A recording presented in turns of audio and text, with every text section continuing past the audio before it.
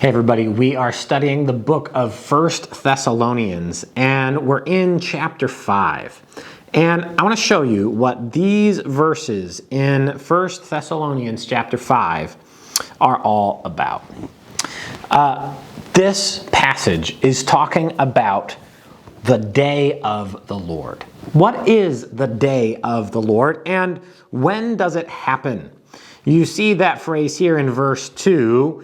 Paul talks about the day of the Lord. What is that? When does it happen? Well, friends, there is a day coming when God is going to pour out wrath and judgment on the earth. That day exists, that day is coming, but a lot of people live their lives without giving any thought to this. They walk through life paying the bills, getting their kids to school and back, and getting their work done, without any thought of the idea that God will one day, to this earth, pour out his wrath and judgment.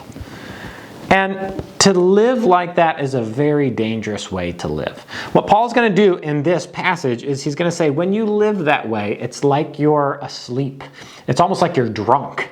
And so he's saying, don't be asleep, don't be drunk. Instead, be awake and be sober. So we need this text. Now, this is a complicated text, and I think it's important to realize this. Paul is writing to baby Christians, so that's significant. Paul thinks that even new believers need to know something about the day of the Lord. So even though this is a complex idea, don't just say, well, that's for the theologians. Well, no, Paul writes this to new and young believers. So let's talk about the day of the Lord in this text. But first, remember where we've been. In chapter 4, Paul talked about an event that would happen in the future.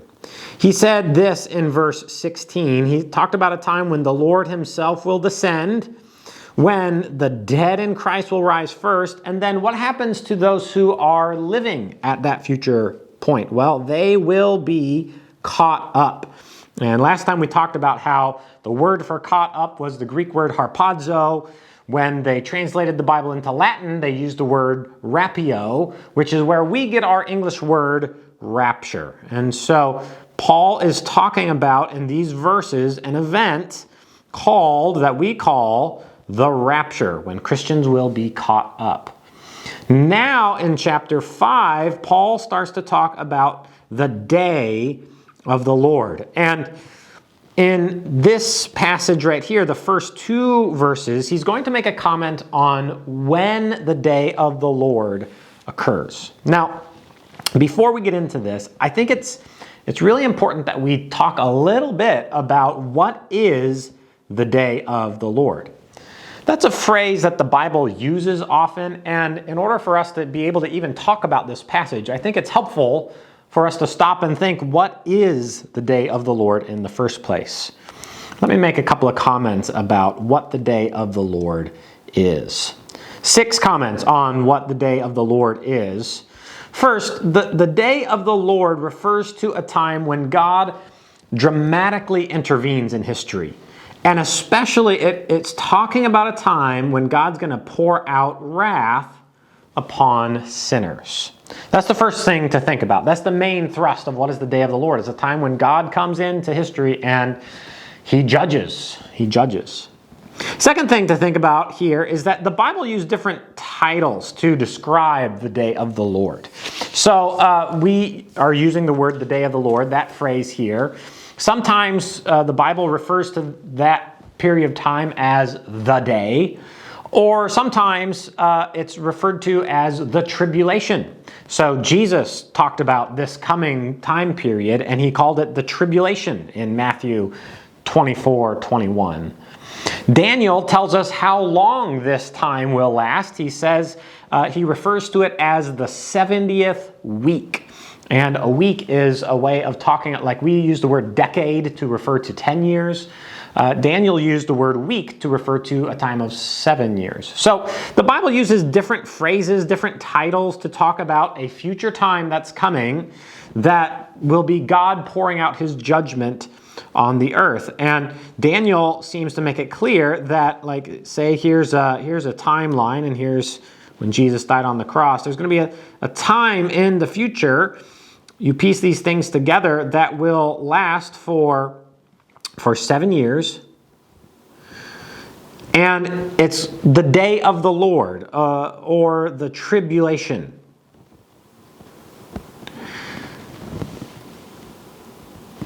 This time is coming, and that's what Paul is referring to as he talks about the day of the Lord. Several prophets talk about the day of the Lord. Prophets in the Bible are often talking about this time of future judgment. So we hear about this from Isaiah, Jeremiah, Ezekiel, Joel, Amos, Obadiah, Zephaniah, Zechariah, and Malachi. They all mention the day of the Lord. One thing to notice is that the day of the Lord can refer to a time period that lasts more than 24 hours.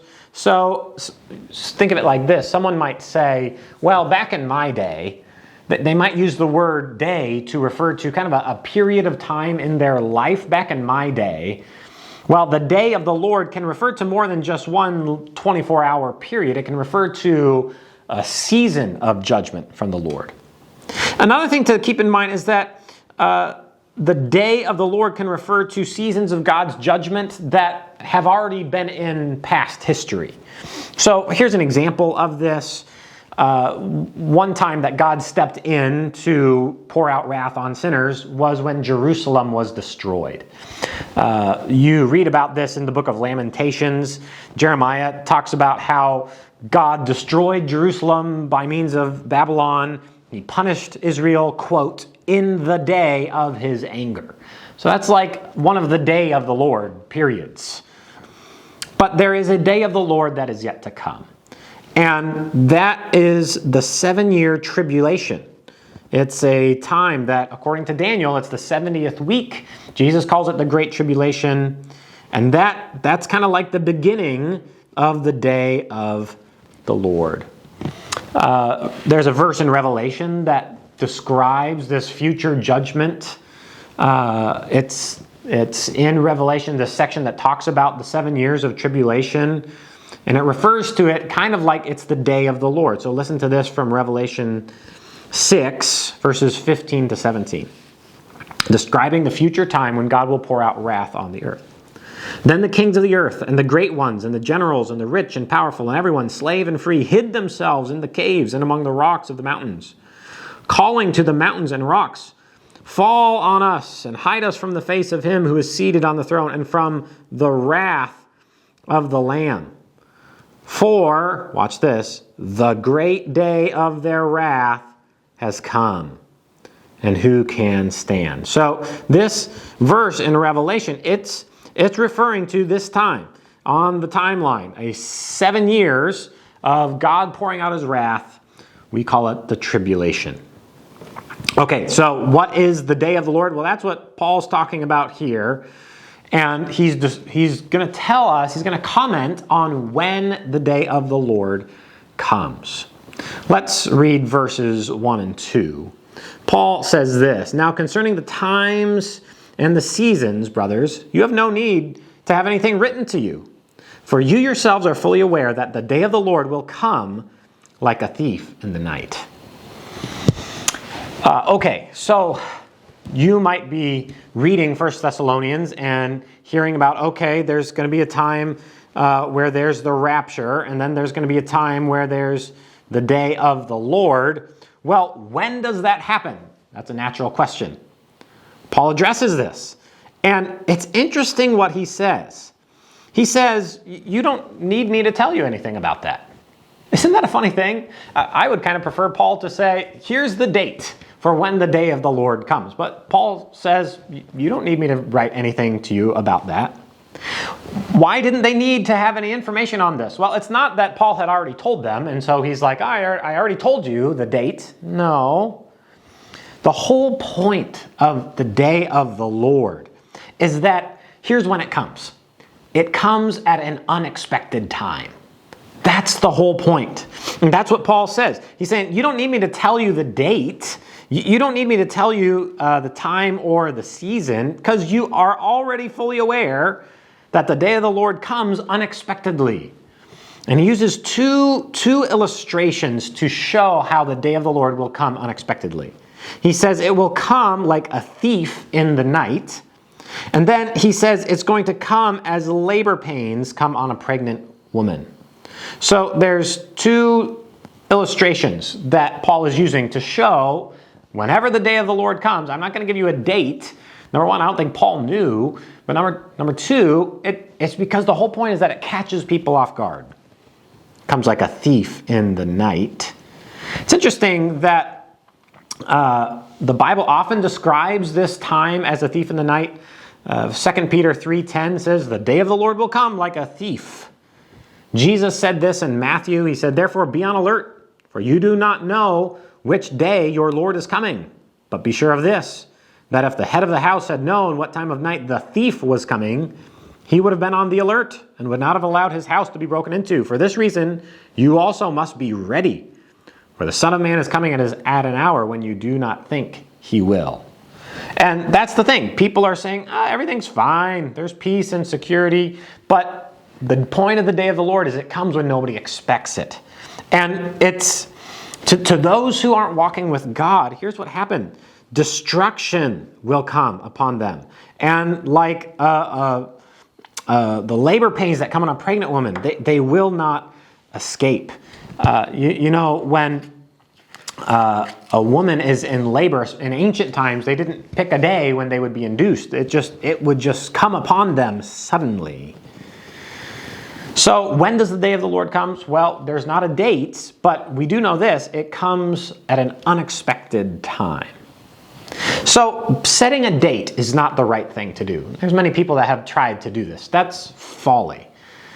The whole point is that it comes unexpectedly. The Bible doesn't tell us dates, but it does tell us sequence. And I think that's really important. I think the Bible does reveal to us something about the sequence of events in the end times. So for one thing, I think the Bible tells us that this time is going to happen. This 7-year period of tribulation and trouble and day of the Lord and pouring out of wrath. But there are other events in the future that we might ask about. You might ask about this. What about the rapture? When does that happen? Well, Christians disagree about this. And we can be friends if you disagree. It's fine. But I think the Bible does tell us about the sequence. And so let me tell you my take on this.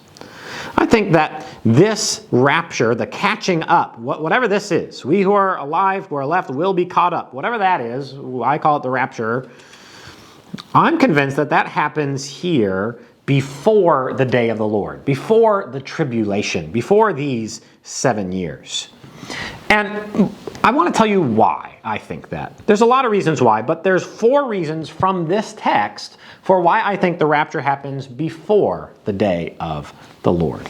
Let me give you 4 reasons. First, notice the sequence that Paul uses as he talks about rapture and day of the Lord.